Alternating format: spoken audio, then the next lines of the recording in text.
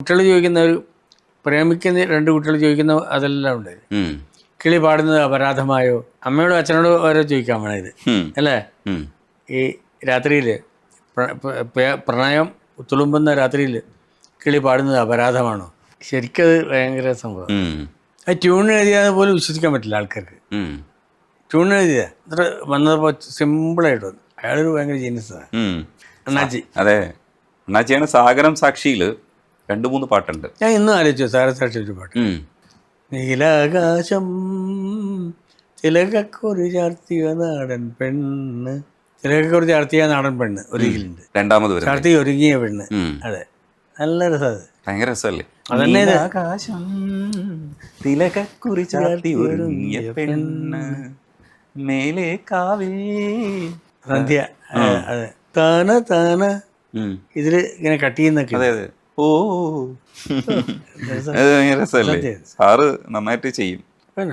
സാഗരം സാക്ഷിയിലെ വേറൊരു രസമുള്ള പാട്ടാണ് കരയാതെ കണ്ണുറങ്ങ് അതിര കുഞ്ഞുറങ്ങ്.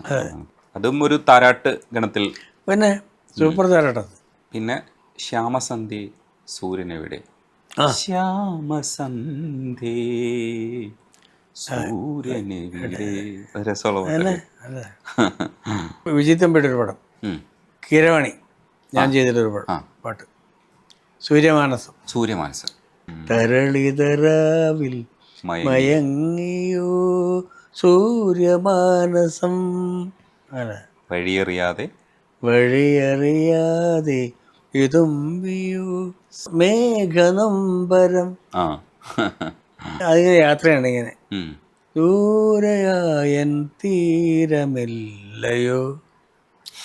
ആ ട്യൂണിന് കൃത്യതയാണ്. ദൂരെ ദൂരയായൻ തീരമില്ലയോ. എസ് എ രാജ്കുമാർ സാറുമായിട്ട് പാട്ട് ചെയ്തിട്ടുണ്ട് ഒരു പടം. അത് ഉഗ്രപാട്ടുണ്ടായിരുന്നു. അതിൽ വേഷങ്ങൾ ജന്മങ്ങൾ വേഷം മാറാൻ നിമിഷങ്ങൾ നാമറിയാതാടുകയാണി ജീവിതവേഷം. ആ പാട്ട് എഴുതിയിട്ട് സ്ക്രിപ്റ്റ് റൈറ്റർ നമ്മളെ ഇനിയിപ്പം ഞാനെന്താ എഴുതേണ്ടിരുന്നത്, ആ സ്ക്രിപ്റ്റ് മുഴുവനായിരുന്നു.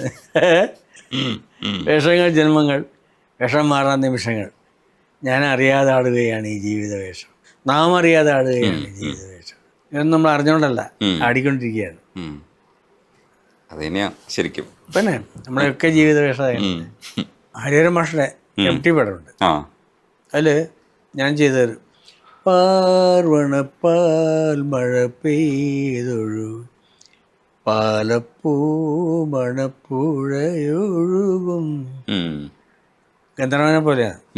ഒരു യക്ഷിയുടെ ഇതല്ലേ, പാലയിൽ 100 നില മാളിക പണിഞ്ഞു തരാം എന്നൊക്കെ പറയുന്നുണ്ടായിരുന്നത്. അതെ, എന്ന് സ്വന്തം ജാനകിക്കുട്ടിയല്ലേ? അതെ. വേറൊരു പാട്ടും കൂടെ ആയിട്ടുണ്ട്, ചെമ്പകപ്പൂ മുട്ടിനുള്ളിൽ വസന്തം വന്നു. അതും ഭയങ്കര സംഭവം. അതിന് വിഷയമാണ്. ഇല്ല, ആ ജാനകിക്കുട്ടിയുടെ മനസ്സുണ്ട്. മനസ്സാണ്. ചെമ്പകപ്പൂ മുട്ടിനുള്ളിൽ വസന്തം വന്നു.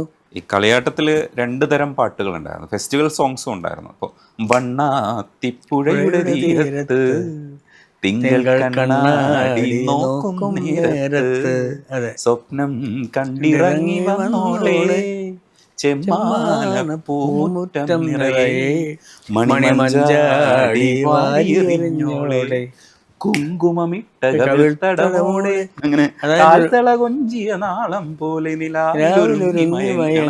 കണ്ണേ വണ്ണാത്തിപ്പുഴയുടെ തീരത്ത്.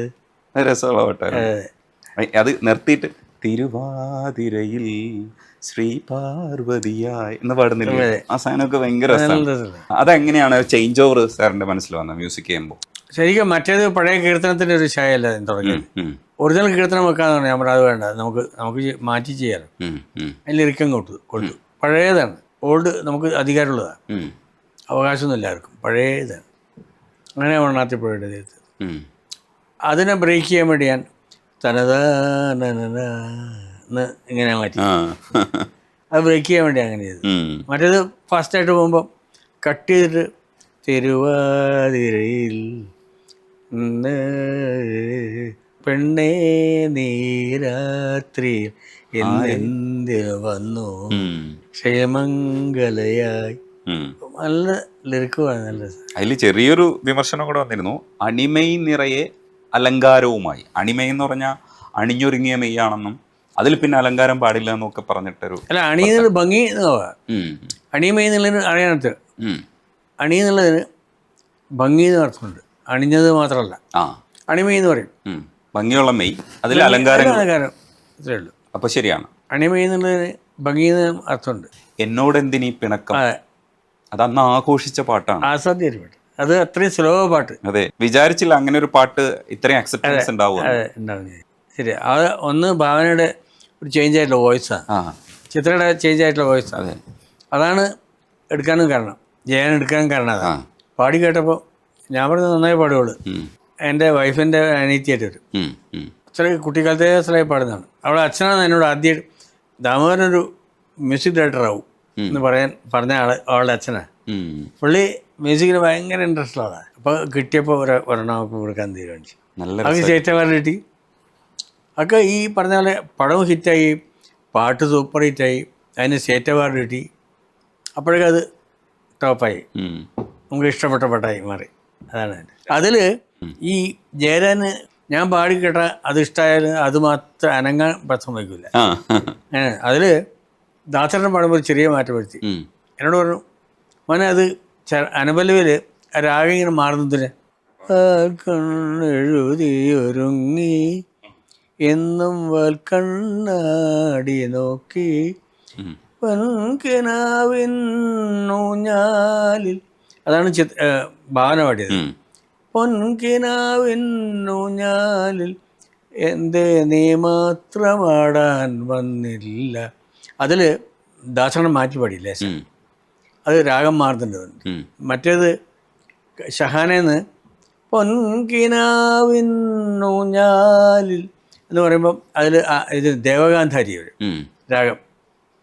അപ്പോൾ ദാസനം അങ്ങനെ എന്തിനാ മാറുന്നു മോനെ, ഇതന്നെ പാടിയാൽ പറയും. ഇയാൾ വിട്ടില്ല, ഇയാൾ ഉപയോഗിച്ചില്ല പാട്ട്. ദാസനം പാടിയിട്ട് പോലും ആ പാട്ട് ഉപയോഗിച്ചില്ല. ഇവിടെ മാത്രം പാട്ട് ഉപയോഗിച്ചില്ല. അവിടെ ഞാൻ പറഞ്ഞ പോലെ പാടിയില്ല. പുള്ളിക്ക് അതെല്ലാം ഇതാണ്, അനങ്ങിയാൽ മാറും, വിടില്ല. പക്ഷെ നന്നായിട്ട് പാടിയിട്ടുണ്ടല്ലേ. പാടിയിട്ടായി ദാസനം പാടിയോണ്ട് അത് ക്ലിക്കായിരുന്നു കുറച്ചുകൂടി.